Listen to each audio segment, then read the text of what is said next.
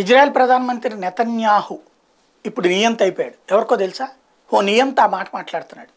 Erdogan అనేటువంటి వాడు అతిపెద్ద నియంతలో ఒకడు. ఖలీఫా అని తనకి తాను ఫీల్ అయ్యేవాడు. ముస్లిం దేశాలను రెచ్చగొడుతుండేవాడు. అరబ్ దేశాలను పట్టించుకో, అందుకని వీడు అరబ్ దేశాలను పట్టించుకోడు. కానీ ముస్లిం దేశాలన్నిటికీ తనే నాయకుడు అనుకుంటుంటాడు.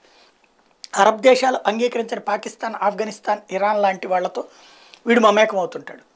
తాజాగా ఇజ్రాయెల్ మీద కీలకమైన వ్యాఖ్యలు చేశాడు. నెతన్యాహు ఒక హిట్లర్ లాంటోడు అన్నట్టు.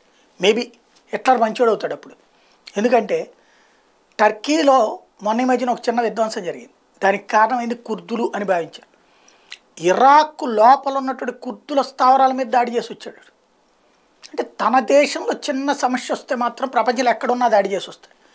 అదే ఇజ్రాయెల్ మీదకి హమాస్ తీవ్రవాదులు వెళ్ళినా దాని మీద దాడుకి పురిగొల్పితే దానికి ప్రతీకారం తీర్చుకుంటే అది కాస్త ఇక్కడ తీవ్రవాదం అవుతుంది, లేదా నియంత్రణ అవుతారు. ఇట్లాంటి దరిద్రులే ప్రపంచానికి శాపం.